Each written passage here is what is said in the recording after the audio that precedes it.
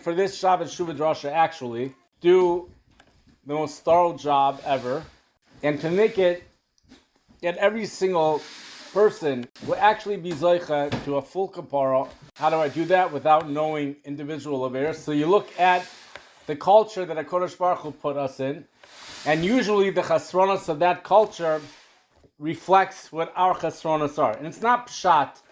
See, most people think the pshat is that America is influencing us. That's actually not what's going on.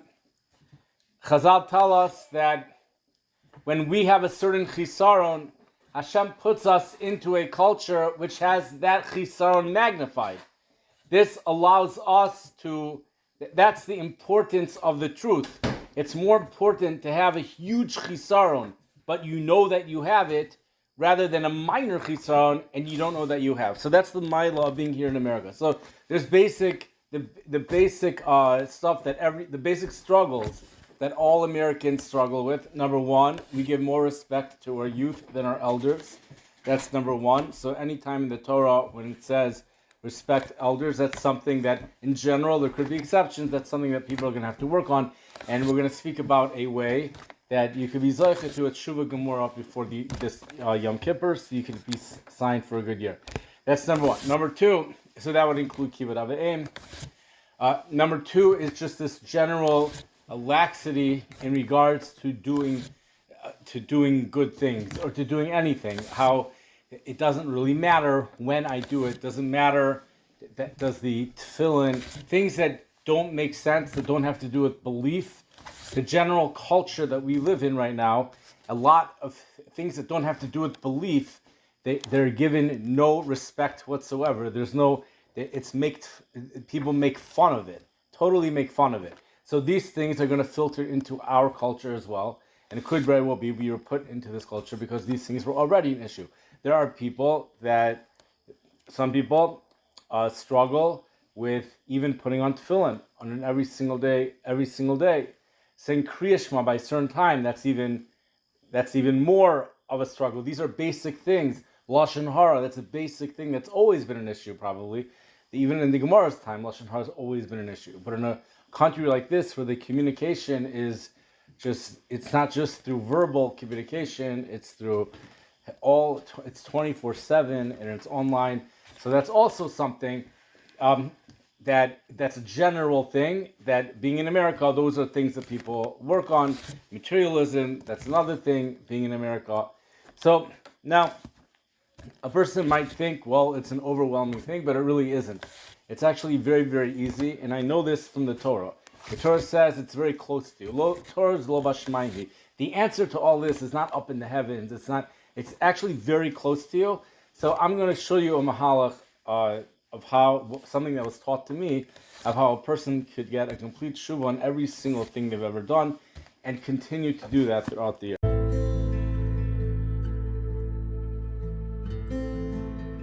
It says at the end of Parshas Nitzavim, Ein asati lefanecha hayom, see, I placed before you chayim, I placed before you today life and good, yesamavis v'yasara, and death and bad.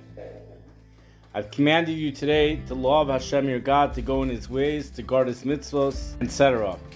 Says Pasuk Yud Tes.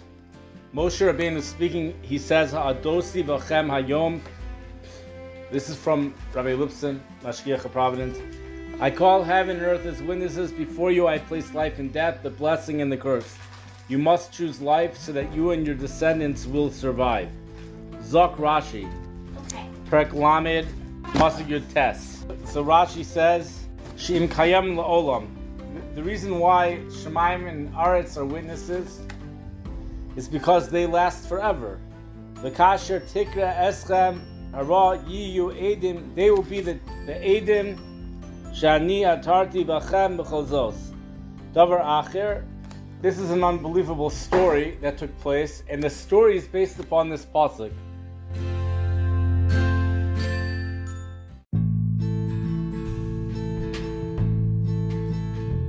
The story goes that of David Kronglass, he was speaking in Israel. He was speaking about the importance of saying Slosman Kriya Shema.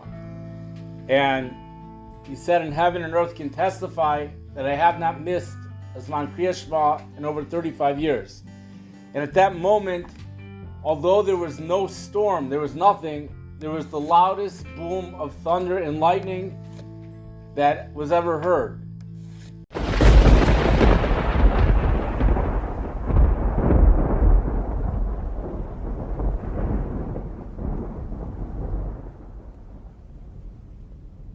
And it was clear that was heaven and earth testifying this. Where does it say in the Torah that this would happen? So it says it in Parshat Nitzavim. It says, very, very clear. We just read it a second ago. It says, it's not the last pasuk, but it's the second to last pasuk. It says, your Eidim are Shemayim and Aretz. They will testify whether you're actually keeping the mitzvah or you're not keeping the mitzvah. He said, heaven and earth can testify. How does he know heaven and earth can testify? The Torah told him so. The Torah said heaven and earth can testify. So he's just telling you what heaven and earth... The Torah says heaven and earth can testify that he kept the mitzvah. Heaven and earth can testify if a person did an avera. He said heaven and earth can testify. How are they going to testify? He has no idea how they're going to testify. But he found out right then and there. They testified. Right then and there, in front of the whole yeshiva, they testified. Heaven and earth clearly testified. And the thing is that it was also perceived in that way. The Talmidim perceived it in that way. So a lot of times you could hear a story, and the question is, like, maybe it really wasn't a testimony. If the people perceived it in that way, that was their gut feeling, that means there really was that type of a communication. The question over here is this Rashi. So Rashi says something that's very, very difficult, very hard to understand. Rashi says, Shemayim is providing testimony today to you. Amar lehem HaKadosh Baruch Hu Yisrael. This is what Hashem was saying to Klal Yisrael. Istaklu b'Shemayim. Look at the Shemayim. Sheborasi l'shemesh eschem. I created Shemayim. I created a sun for you. Shema shinu es vidasam. Has it ever happened that it changed? Has it ever happened that the sun forgot to rise one morning? Or has it ever happened the sun forgot to set? Do they ever misbehave? Does Shemayim or Aretz ever misbehave? And the answer, of course, is they don't. Therefore, you don't misbehave either.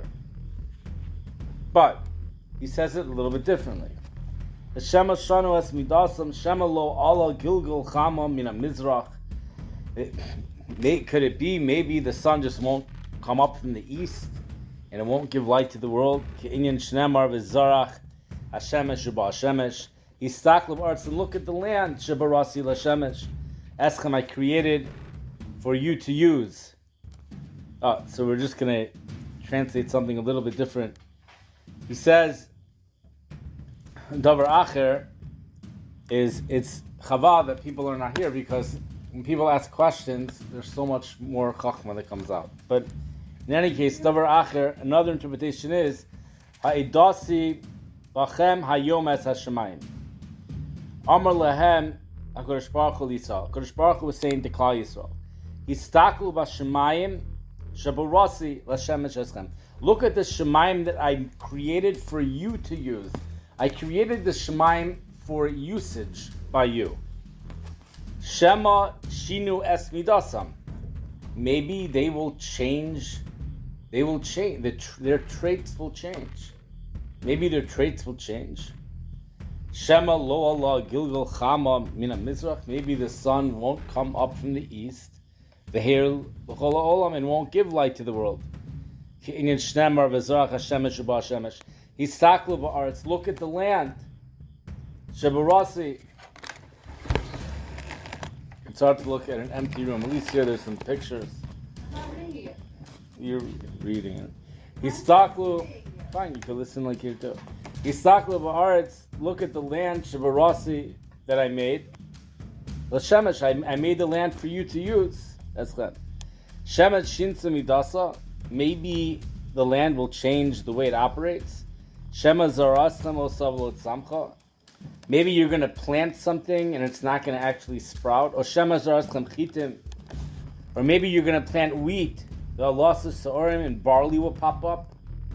You'll plant, which it's really saying, has it ever happened that you planted an apple tree and instead oranges came out from the apple tree?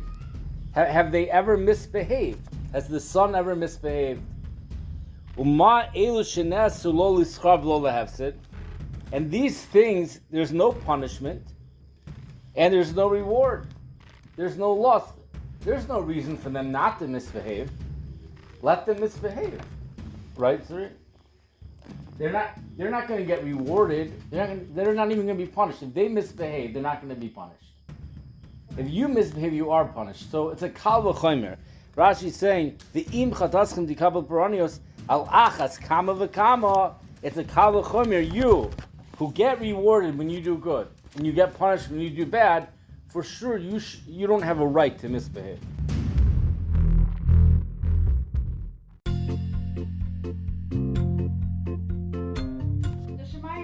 Nature has no Yetzer Hara. That doesn't. But this is Rashi. Rashi said that. He's a Rishon. I understand, but I don't understand the mashal. It's a very difficult Rashi, so we're going to try to explain Pshat in the Rashi. I'm saying, like, if you're gonna, I understand the whole. Right. So the whole problem.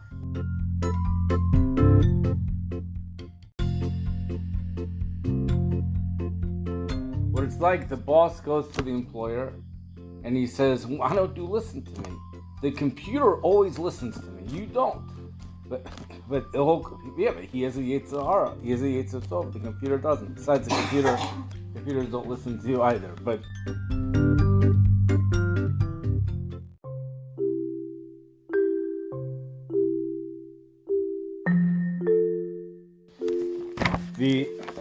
Right, I'm saying, like, yes, Google will always, if you tell an Excel spreadsheet to add up all the numbers for you, it will add up all the numbers for you, but it will not subtract them.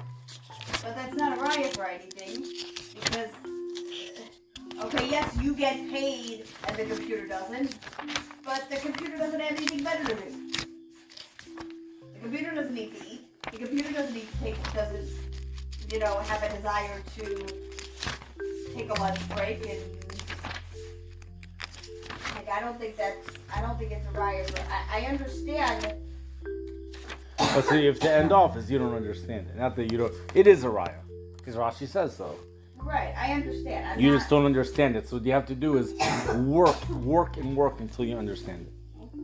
So someone did the work for us, Rabbi Lipson in Providence. And we're going to go to today's Haftarah. This Haftarah is very much connected to Aseret Shuva, more so than probably anything else you'll ever hear in your life. This Haftarah is very much connected to the Aseret Shuva, and hopefully, maybe it will be the last Haftarah here. And it is the last Haftarah over here. And it says, we have that. Okay, Vayimra Hashem, no. It starts with Dirshu Hashem B'imatzo. Dirshu Hashem B'imatzo. The Haftarah is Yeshaya. It says Simin Nun Hey, but it really means Perek Nun Hey Pasuk Vav. Search for Hashem when He could be found. When could Hashem be found? 10 days a year. Oh, He could be found any other day of the year. But He's found more during these 10 days of the year. So Chazal actually tell us that during these 10 days, a tefillah b'yachid has the same status of a tefillah b'tzibur the rest of the year. So that's how powerful our tefillahs are during these 10 days. Kar'u b'yoso karov. So seek Hashem while He's accessible. Call upon Him while He is yet near. Let the wicked forsake his way and the sinful man his intentions. Let him return to God, who will show him compassion. During these 10 days, we have the Torah testifying He will be shown compassion, and to our God who forgives liberally. For my thoughts are not as your thoughts, Hashem is talking, and your ways are not as my ways, says Hashem. By the height of heaven above the earth, so are my ways higher than your ways, and my thoughts higher than your thoughts. For as the rain once fallen from the sky never returns there. Now this is the most important words right now.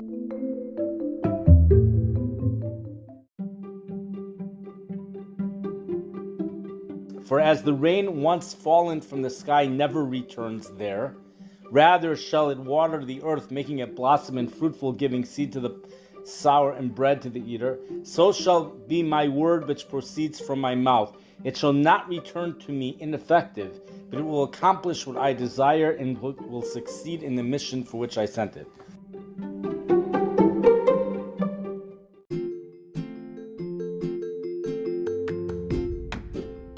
So we're saying two unbelievable things here. The first one's not unbelievable.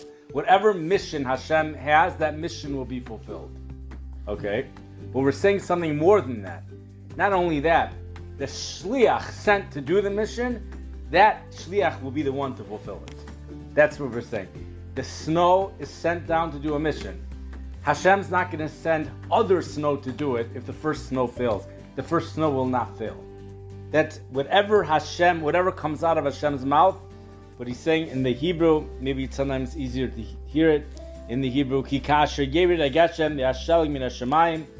rain comes down, the snow comes down, the sham lo yashuv, it will not return until it has done what it's supposed to do.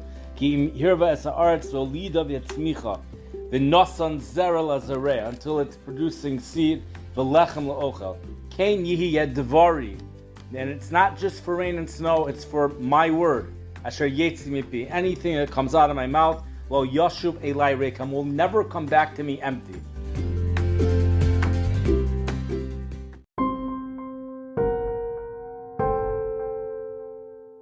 Okay, this is what I want, the etzliach, and the shliach will be matzliach. The last thing that's on your mind is that this applies to people. But it does.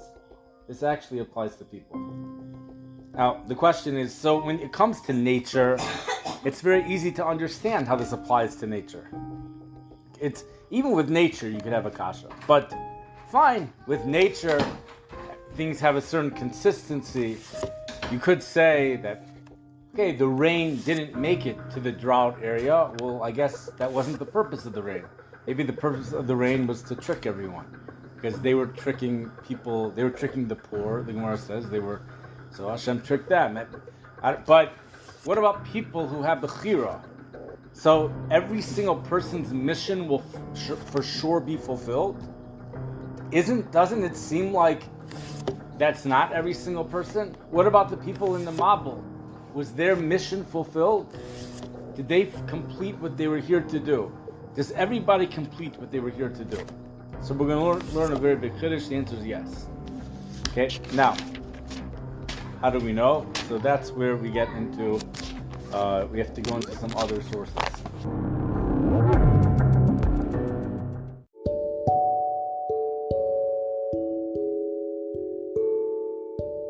So first of all, Rabbi Lipson quoted a sefer, a Kabbalistic sefer that I've never heard of, or I can't understand the words that he's saying. And he said that most of the sefer he's not able to learn. Either he doesn't understand. But there's a part of the Sefer that he does derive a benefit from, and he shared that part of the Sefer. But really that part of the Sefer is made up of what he said was a famous medrash on Parshas Bereshis. So if it's famous, every single Beis Yaakov girl for sure should know it. But just because it's famous doesn't mean it makes any sense. So I've never heard it before, but this is the medrash. Hashem created tzaddikim, and Hashem created Rishayim. Okay? Hashem made tzaddikim, and Hashem made Rishayim. Then it said, and how do you know that Hashem, which group is better? Each one has, which group is better? What does Hashem want? And it says, we know from a pasuk, the pasuk of Tov Ma'od, we see from there that Hashem would like there to be tzaddikim. And if it wasn't for that pasuk, we wouldn't know it. If it wasn't for that pasuk, let's say it wasn't for that pasuk. If it wasn't for that pasuk, we would say, listen, you could, I guess, What's pshat? If it wasn't for that pasuk, don't we know that Hashem wants people to be a tzaddik? We need a pasuk to tell you that. Okay, let's say there's no pasuk. Fine, you could be a Rasha, you could be a tzaddik. You truly have free will. If it wasn't for that pasuk, the Torah becomes a list of consequences. And Rabbi Lib said, and it could be this was brought out in this Kabbalistic Sefer, but I don't know, it doesn't feel like the Sefer Achinuch would have been quoted there. But he brought down mitzvah number 69. He said it in English. For some reason, it's easier to remember. Mitzvah number 69 in the Sefer Achinuch, it talks about the Isser of cursing a judge, which includes the Isser of cursing Hashem. And in there, it discusses why is it in the Gemara, why do we say that's where we know there's punishment? How do we know it's Asr? And the Gemara will always bring a source for the Isser. Meaning, just because there's the punishment, it sounds like from the Gemara, punishment, that's not good enough. Maybe it's actually permissible, but if you do it, you'll be punished. How do we know that Hashem actually does not want you to do it? Maybe Hashem just doesn't care. Maybe these are consequences. Maybe it's like, listen, do what you want. Just know if you do this, your house will be burnt down. And if you do that, you're going to win the lottery. You can do whatever you want. And I really don't care what you do. But no, it's more than that. Hashem does care. You do this or that. Plus, you should know, I want you to do that. I want you to do the thing that you're going to win the lottery. But we always have a pasuk. I thought of 11 cases where actually we don't have a pasuk. It's just a bunch of curses. And I'm not even sure all those curses are forbidden to do. Some of them might actually be permitted, but you're cursed if you do it. Okay? But, first of all, maybe there's an answer to all those 11, what I'm thinking of. So maybe that doesn't actually exist. But the pashtus, it doesn't really exist, and if it does, it's just a rarity. So, but the question is why? Why is it like that? And the Sefer Achinuch is the one that tells us it's like that. Well, it's like that because we know that Hashem doesn't want us to do it. Why? That's why we need the audience to express their confusion. You said Hashem creates Tzaddikim and He created Rashai. You're saying it's predetermined whether somebody's going to be a Rasha or a Tzaddik? All right, so you're dealing with another question. But so in order to answer that question, I have to make sure I have the wording just right, and you'll hear it from him. And I have it right to the thing, and but that will be another question.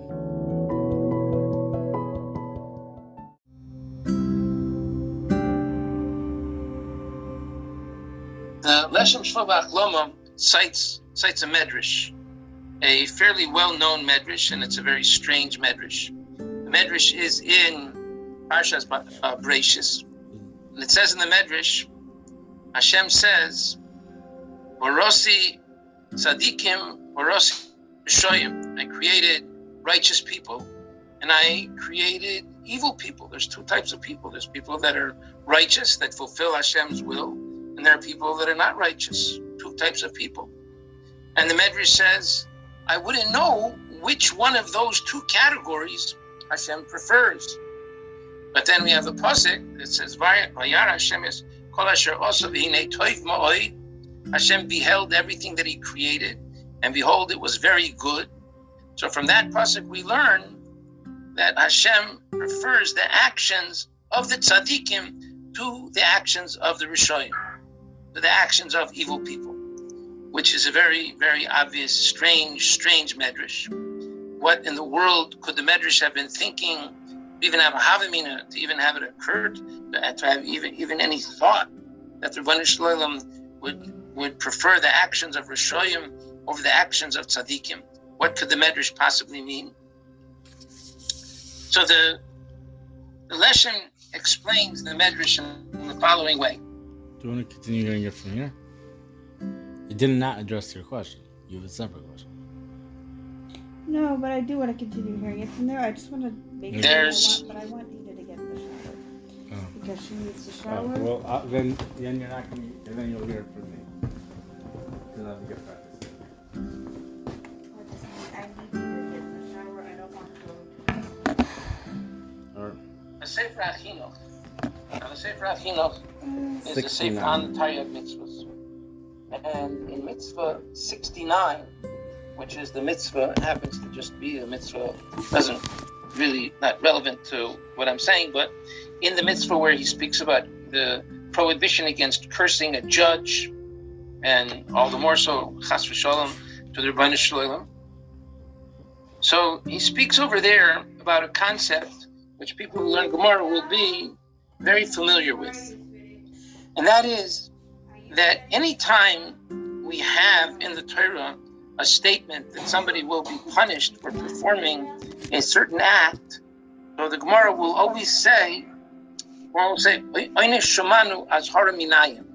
The Gemara will always say that the pasuk is teaching us about the punishment, but where does the pasuk tell us not to do it? Every single punishment in the Torah requires some other place where the Torah gave a warning in the terminology of do not do this thing. So the Chinuch asks, why is that necessary? Why isn't it sufficient that the Torah would simply say that a person who will do a certain action will get punished?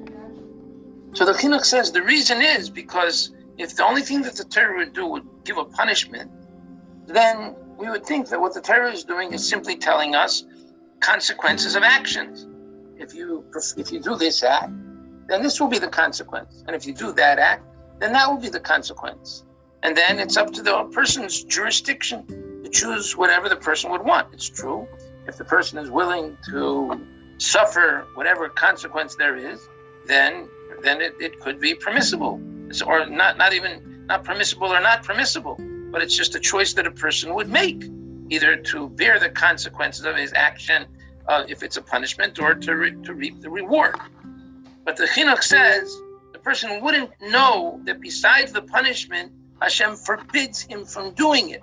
And therefore, besides speaking about the punishment, it's also necessary to say explicitly in the Torah that Hashem says, do not do this particular thing. That's what the Chinuch says. So the Chinuch needs a little bit of explanation. When why is it that the person would that we need an azhara besides the einish? Well, the Leshem explains in the following way. The Leshem says, because the truth is, HaKadosh Baruch Hu created a person, every person, with his own special mission of making a Kiddush Hashem, of being Megalik Kvod Shemayim, of revealing some aspect of the greatness of the Rebbeinu Shalom, which it is that person's purpose to come down to this world and reveal. And every person has that task. Every person has a task in his or her own special way to reveal a certain aspect of Hashem's greatness. That's every person's purpose. But the thing is this. The thing is, the person will inevitably reveal that purpose. But the revelation of that purpose can come in one of two ways. The person would reveal that purpose by fulfilling Hashem's will, and then the reward that the person would receive for receiving Hashem's will, that reward would make a Kiddush Hashem, and that would demonstrate to the world the benefits of serving the Rebbeinu Shalom, and that would be, in a certain way, a positive reinforcement, which would bring home whatever message is supposed to be brought to humanity and to creation as a whole from this individual person's life. But if a person doesn't fulfill the Ratzon of the Rebbeinu Shalom, then the person will be punished. But that punishment, somewhat paradoxically, will teach the same lesson that the reward would teach. That punishment will really bring out to the world the same lesson that the person would have taught the world had the person made a choice to serve the Rebbeinu Shalom. So now, choosing not to fulfill his mission or her mission, or being imperfect in the fulfillment of it, as the vast majority of us are, so to whatever degree there is imperfection and needs correction, so the subsequent chocha, the reproof that would come to some degree in the form of punishment for whatever lacking there is, that punishment will compensate and the lesson will be brought out that way. But the lesson will be brought out whichever way you look at it.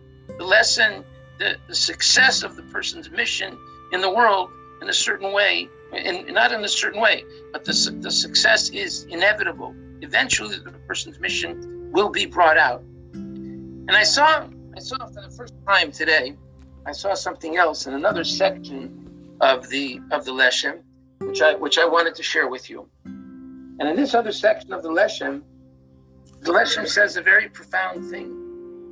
The Leshem says, and brings a lot of sources to support it. The Leshem says that every single person will ultimately get the Olam Haba, the reward that the person is supposed to receive. Every person, even Rishoyim, and he cites many Gemaras to demonstrate this.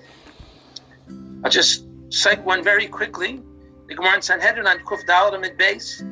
It says the Drasha or Rishumos Hayoemrim Kulon Boyin L'Olam Haba. Everybody eventually gets to Olam Haba, and the Gemara cites a pasuk, and this pasuk, the Gemara Darshans, is a reference to many of the people that we think of as paradigms of people that rebel against their Ribono Shel Olam.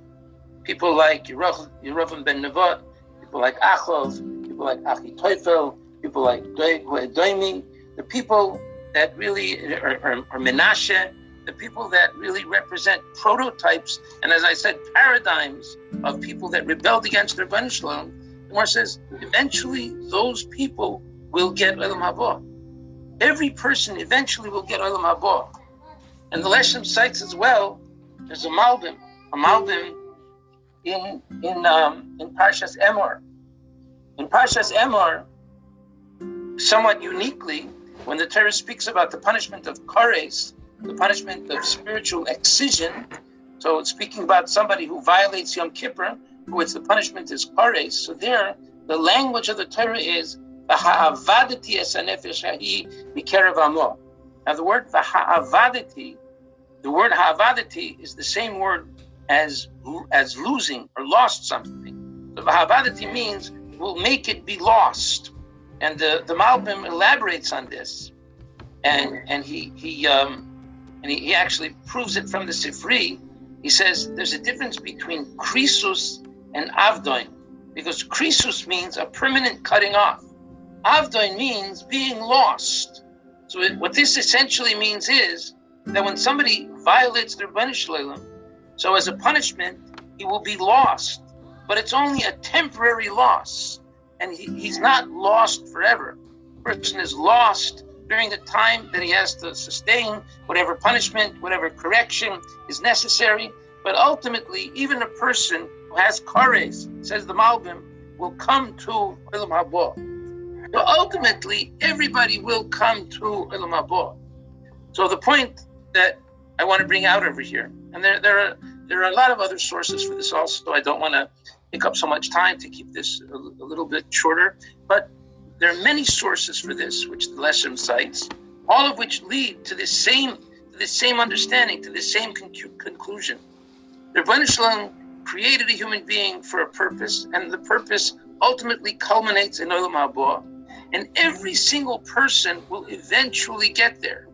Now, for some people, it will be a much more circuitous route. Some people will have to endure a lot and have to take a lot of turns and a lot of corners and have to suffer, unfortunately, a lot of punishment. But eventually, what the Ribono Shel Olam wants from the person, eventually, the purpose for which a person was created is going to inevitably be fulfilled. It's going to happen. And that really, I think, that's what the pasuk in Sefer Yeshaya is saying. The pasuk in Sefer Yeshaya is saying that just like the snow and the rain comes down min hashamayim and doesn't come back without doing my bidding, so says the Ribono Shel Olam, every word that issues from my mouth will not come back without fulfilling its purpose, including every single person. Every single person comes down for a specific mission, and every person will fulfill that mission. Some people will fulfill it by willingly conforming and trying to fulfill Hashem's will, and some people will fulfill it maybe in ways that not of their choosing. But every person will eventually fulfill his purpose, and every person eventually will come to Olam Haba. But I think that that's how we could understand what the Rashi is saying. When Rashi says that we should take a lesson from Shemayim V'Aretz, that the Shemayim V'Aretz doesn't deviate from the fulfillment of Hashem's will, so all the more so we shouldn't deviate. And we asked that it doesn't seem to make any sense because a person has free will. Well, the truth is, a person has free will, but a person doesn't really ultimately have free will not to fulfill his purpose. A person has free will about how to fulfill his purpose. The person can fulfill his or her purpose by choosing to do Hashem's bidding and getting the Olam Haba that is commensurate with that right away in a very open and revealed way, where the person can choose to rebel. And then it's a much more circuitous. I'm just listening to your father-in-law. I'm sorry, and let me just. Okay, I don't know how much longer he's on, but he looked. Okay, just this is my mother. I'm sorry. One moment. I'm sorry, mother. Okay. Anyway, you have to interrupt for a mother. Okay. So in any case, in any case, the point over here is this. The point over here is every person will ultimately fulfill his will in the same way as the Shemayim V'Aretz. In the same way as the Shemayim V'Aretz doesn't deviate and fulfills Hashem's will, and it never deviates at all. So also we should, unfortunately, sometimes people try to deviate. But when they try to deviate, it looks temporarily like they are deviating, but ultimately every single thing will come back to them. And I just want to close with the Sfas Emes, that the Sfas Emes says, and it's really based on a lot of this. There's a Sfas Emes in the section in the Sfas Emes where he speaks about Shabbos Shuva, and he really speaks about this Haftarah, speaks about the union of Dirshu Hashem B'Yimotzo, and he speaks about these very psukim that I've been speaking about for the past few minutes.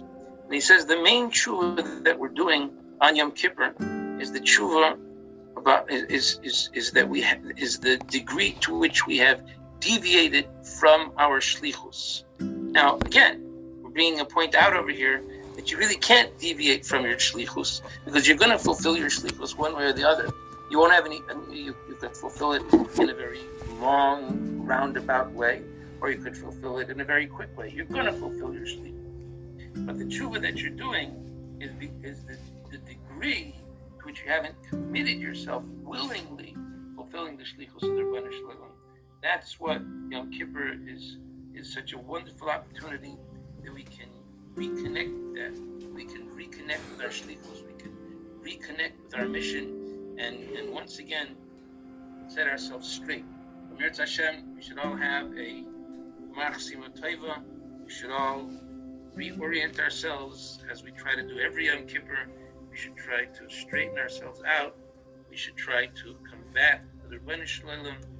We should try to willingly fulfill the shlichus for which we were created, the shlichus which we will inevitably fulfill one way or the other. But we want to fulfill it in a way that conforms with the Rebbeinu Shalom's goal for us, that we're in sync with the Rebbeinu Shalom, and that what the Rebbeinu Shalom wants for us, that's also what we want.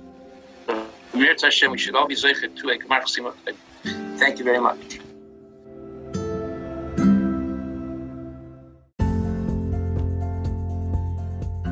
Gemara Makomos of this year is Parshas Nitzavim. It's the second to last pasuk of Parshas Nitzavim.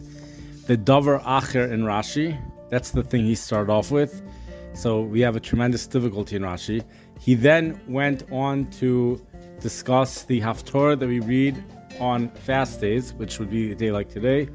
Tzom Gedalia, which is found in Yeshaya, Perek Nun Hey. I believe it starts with Pasuk Hey or Vav, and it continues into Perek Nun Vav, where over there it discusses how everything Hashem sends will fulfill its mission. It will not come back to him empty.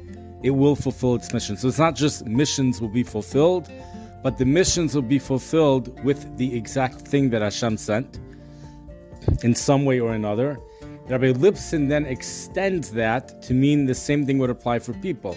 Now it could be the pasuk itself is referring to people. I don't think it says it straight out. But it becomes clear when you look at this other sefer, which I can't understand the name. I can't hear the name, but it's a Kabbalistic sefer. When you look there, but he happens to quote enough other Sfarim that we may not even need to really look there, that you're able to understand how this would apply to people as well. The question on people, again, is that will people have free will? So how could you go ahead and say that whatever mission the person, shlichus, whatever the person's here to do, that's for sure going to be fulfilled? What do you mean? Esav, did he fulfill his mission? Hashem's saying that some way or another, everyone will end up fulfilling their mission. How you're going to fulfill the mission, that's up to you. You want to make life difficult? You want to, maybe Esav fulfills it in a Gilgal, maybe, yes, but Hashem will see to it that not just the mission will be fulfilled, but the mission will be fulfilled ultimately through that person. Now, initially, the explanation over here is that it has to do with Kavod Shemayim. So, now before we get there though, so this Kabbalistic Sefer quotes from the Sefer HaChinuch. In the Sefer HaChinuch, that's our next Mar Makomos over here. It's Mitzvah 69, Samich Tes. And over there, it talks about why isn't it enough just to tell us there's a punishment? Why does the Torah also have to tell us not to do it? The Gemara a lot of times will say, we know from here that one who does this is Chayiv Kares. But how do we know it's Asur?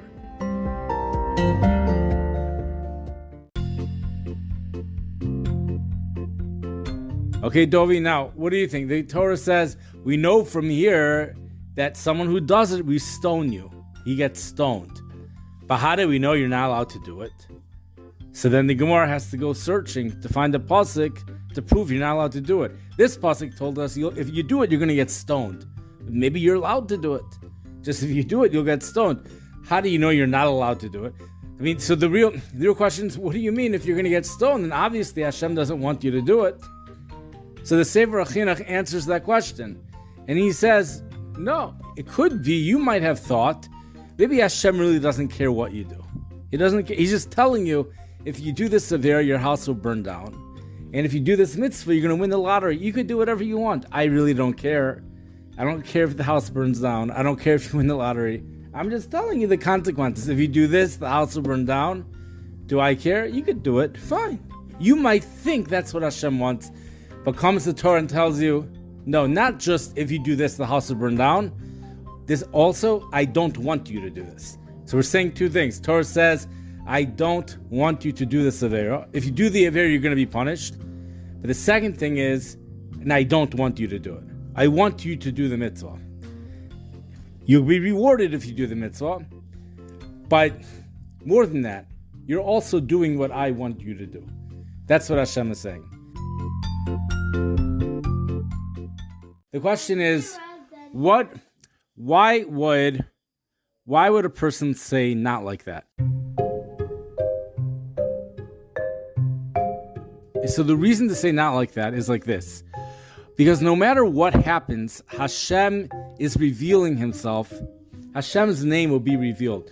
Ultimately, every single person's purpose is to bring about a kavod shemayim, a giloi hashchina. You could do that in two ways. If you're doing mitzvos and you get rewarded, that's a kiddush Hashem. People see, oh, he's doing mitzvos and he's seeing bracha in his life. There's another way to bring about a kiddush Hashem. That's to do averus and be punished. Because then people see, oh, he wasn't following the Torah and he got punished. So there too, I see Hashem. When do you not see Hashem? You don't see Hashem when the person's doing averus, but he's being rewarded, which we see all the time in this world, because this world is not the world of emes. But that's when you have a problem. But Hashem is saying ultimately, actually, from this Kabbalistic Sefer, I think that's where he gets the Sefer, and no matter what happens, you're ultimately going to end. Actually, from Yeshaya, we see, one second, from Yeshaya it says, anything I send will never come back empty-handed. The mission will ultimately be completed. If the mission will ultimately be completed, the job will be done. So then you might think Hashem really doesn't care how you get the job done. I don't care how you get the job done, just get it done. Show that I'm king.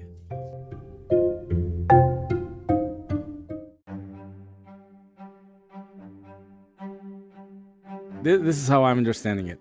Every person's mission in regards to Giloi Shemayim is going to be fulfilled. So why should it matter to Hashem how you fulfill it? Comes the Torah and says it does matter.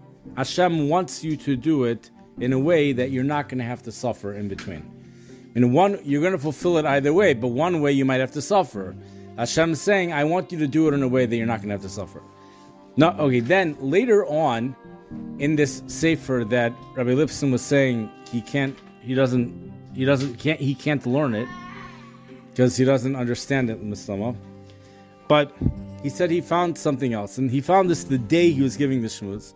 And a lot of times when people find something the day they're giving a shmooze, I think a lot of times it's like a siman that this was for sure meant for the people to hear. Because like all of a sudden today he found it, and today was the day he was speaking. So that's why this part might be taken a little bit more seriously. And this part, it says not only that, every single person's going to Olam Haba, everyone in the world. Not only that, even the biggest Rishayim, every single person will eventually get the Olam Haba that they were supposed to get. Eventually. They might have to go to Gan, and there might be a billion things that are going to have to happen, but eventually, they're going to go to Olam Haba. What that means, to me, it sounds like it's saying even more. Not just everything you do is going to ultimately bring out Hashem in the world, but your individual mission, your unique mission will also be fulfilled when all is said and done. Okay, what's the source for that? So he brought down, either the source for that was that sefer, but that sefer there brought down two mefarshim on Parshas Emor. So we have our next Mar Makomos. If we're able to find the name of this Kabbalistic sefer, that would be Mar Makomos. If not, then we go to Parshas Emor to look up the Malbim on Parshas Emor where it talks about Chayiv Kares for some who violates Yom Kippur, and apparently it uses someone who did not keep Yom Kippur, he did something that you're not allowed to do in Yom Kippur. So for certain things, right? So you're Chayiv Kares, but the pasuk in some places at least says Avadati. So let's look at it. Parshas Emor. Here's Hashem spoke to Moshe. We're in Perek Chaf Gimel 23, pasuk 26. Chaf Vav. Hashem spoke to Moshe saying, "The 10th of the 7th month shall be the day of atonement for you. It is a sacred holiday when you must fast and bring a fire offering to Hashem. Do not do any work on this day. It is a day of atonement when you gain atonement before Hashem your Lord. If anyone does not fast on this day, he will be cut off spiritually from his people. Similarly, if one does any work on this day, I will destroy him spiritually from among his people." So let's look at what the Hebrew says. Kichol hanefesh asher lo su'una be'etzem hayom hazeh. Any person that does not afflict himself, here it says fast, but Inoi, we're told, actually means 5 things, and wearing of the leather shoes is one of them. But any person who does not afflict themselves be'etzem hayom hazeh is chayiv kares v'nichrasa me'ameha. He will be cut off. V'chol hanefesh asher tasek hamalacha be'etzem hayom hazeh ha'avadati as a nefesh ahi mikerav amo. Anyone who does malacha, his soul will be lost. So we have the word kares, but on the word avadati actually means to lose. I will destroy him spiritually from among his people. So he quotes the Malbim. We can look at the Malbim inside, but until we get there, so it sounded almost like he was saying that every kares ultimately is an avadati, but an avadati sounds like you lost it, but eventually it will be given back to you. However, you have to note that there is a place here where it says the word kares. The word kares is not mashma that it will be given back to you. But he is learning that since eventually every single person is going to fulfill their mission, even by kares, it will be given back to you. So for that, we are going to have to look at the Malbim inside. And he quoted a Sifri at the end, and he ended this off with a Sfas Emes. So we would need to get the Mikra Gedolos. But for right now, without understanding it, we'll just say it anyways, that it seems like the kares will also end up being the avadati. We would also need the one that has the malvin. And if we don't have it, we'll just listen to him again.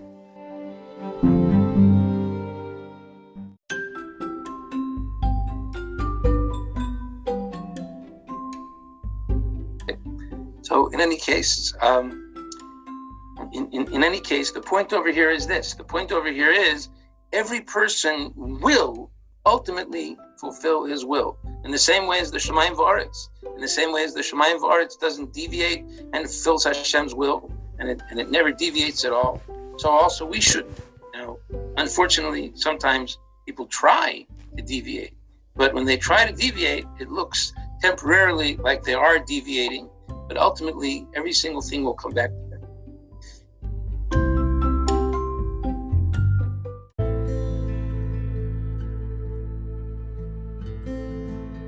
And I just want to close with the Sfas Emes, that the Sfas Emes says, and it's really based on a lot of this. There's a Sfas Emes in the section in the Sfas Emes where he speaks about Shabbos Shuva, and he really speaks about this Haftarah, speaks about the Inyan of Dirshu Hashem B'Yimotzo, and he speaks about these very psukim that I've been speaking about for the past few minutes.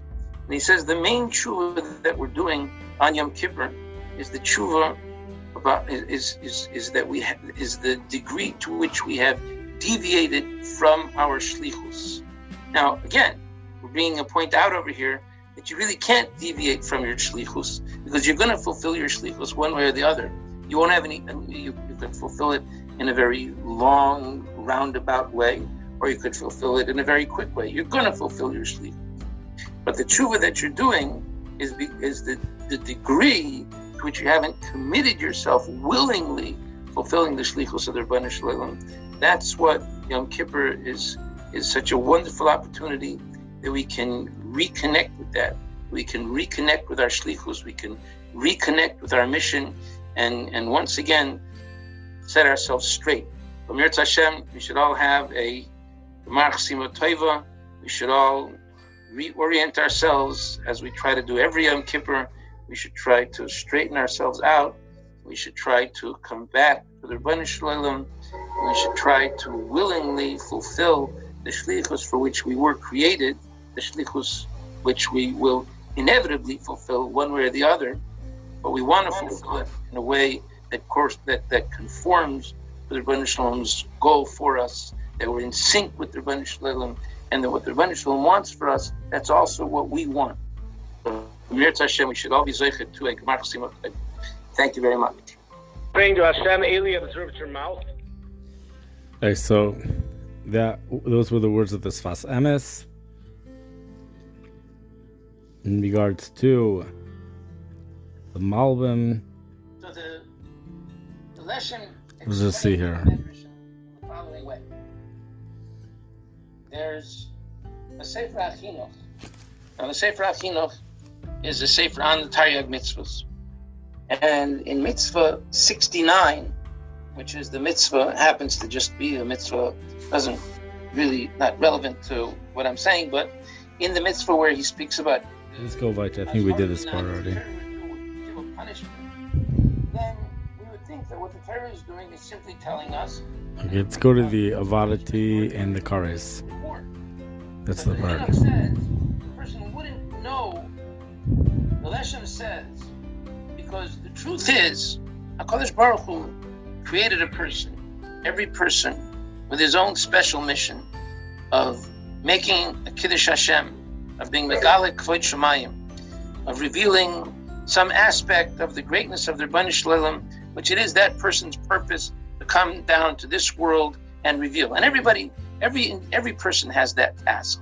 Every person has a task in his or her own special way to reveal a certain aspect of Hashem's greatness. That's every person's purpose. But the thing is this. The thing is, the person will inevitably reveal that purpose. But the revelation of that purpose can come in one of two ways. The person would reveal that purpose by fulfilling Hashem's will, and then the reward that the person would receive for receiving Hashem's will, that reward would make a Kiddush Hashem, and that would demonstrate to the world So here's the thing. So the punishment of kares would seem to contradict this, because kares means you're cut off forever. So he's going to address that. Whatever message is supposed to be brought to humanity and to creation as a whole from this individual person's life. But if a person doesn't fulfill the Ratzon of the Rebbeinu Shalom, then the person will be punished. But that punishment, somewhat paradoxically, will teach the same lesson that the reward would teach. That punishment will really bring out to the world the same lesson that the person would have taught the world had the person made a choice to serve the Rebbeinu Shalom. So now, choosing not to fulfill his mission or her mission, or being imperfect in the fulfillment of it, as the vast majority of us are, so to whatever degree there is imperfection and needs correction, so the subsequent tochocha, the reproof that would come to some degree in the form of punishment for whatever lacking there is, that punishment will compensate and the lesson will be brought out that way. But the lesson will be brought out whichever way you look at it. The lesson, the success of the person's mission in the world in a certain way, not in a certain way, but the success is inevitable. Eventually the person's mission will be brought out. And I saw for the first time today, I saw something else in another section of the Leshem, which I wanted to share with you. And in this other section of the Leshem says a very profound thing. The Leshem says, and brings a lot of sources to support it. The Leshem says that every single person will ultimately get the Olam Haba, the reward that the person is supposed to receive. Every person, even Rishoyim, and he cites many Gemaras to demonstrate. So the Gemara in Sanhedrin Kuf Daled is another marmot. One very quickly. The Gemara in Sanhedrin on Kuf Daled Amid Beis, it says the Drasha or Reshumos Hayoemrim Kulon Boyin L'Olam Haba. Everybody eventually gets to Olam Haba. And the Gemara cites a pasuk, and this pasuk, the Gemara Darshans, is a reference to many of the people that we think of as paradigms of people that rebel against their Rebbeinu Shalom. People like Yerovam ben Nevat, people like Achov, people like Achitophel, people like Doimi, the people that really are Menashe, the people that really represent prototypes, and as I said, paradigms of people that rebelled against their Rebbeinu Shalom. The Gemara says, eventually those people will get Olam Haba. Every person eventually will get Olam Haba.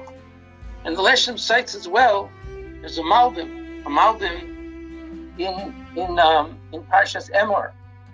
In Parshas Emor, somewhat uniquely, when the Torah speaks about the punishment of kares, the punishment of spiritual excision, so it's speaking about somebody who violates Yom Kippur, for which the punishment is kares. So there, the language of the Torah is v'ha'avadati es hanefesh ha'i mikerav amo. Now the word v'ha'avadati, the word ha'avadati is the same word as losing or lost something. So v'ha'avadati means will make it be lost, and the Malbim elaborates on this, and he actually proves it from the Sifri. He says there's a difference between krisus and avdoin, because krisus means a permanent cutting off. Avdoin means being lost. So what this essentially means is that when somebody violates their Rebbeinu Shalom, so as a punishment, he will be lost.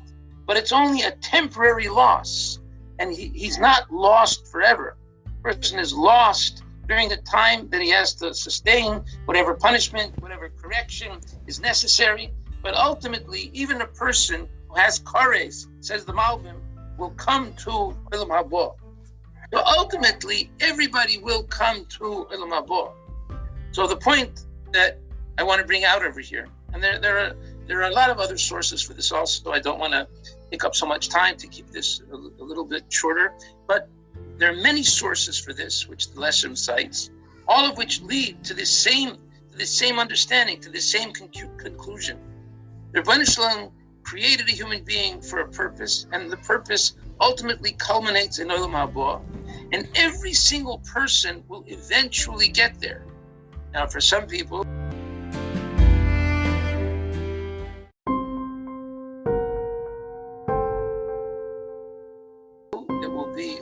So it sounds like the Malvim, who brings his wife from the Sifri, is saying that even when the Torah uses the word kares, the definition of kares is avadati, since the Torah uses the word avadati.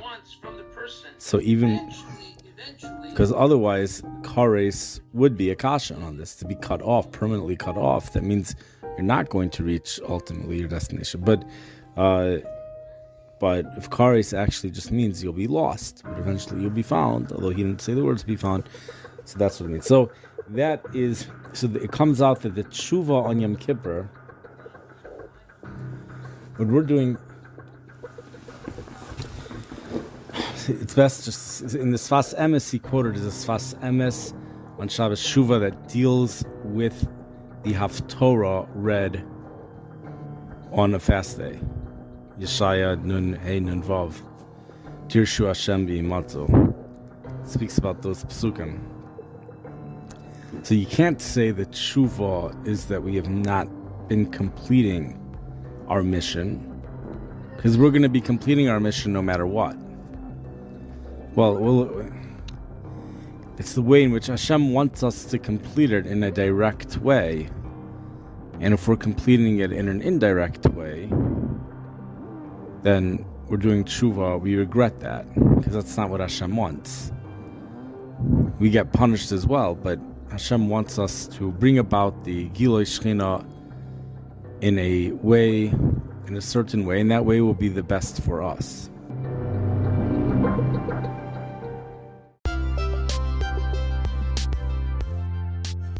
To be continued.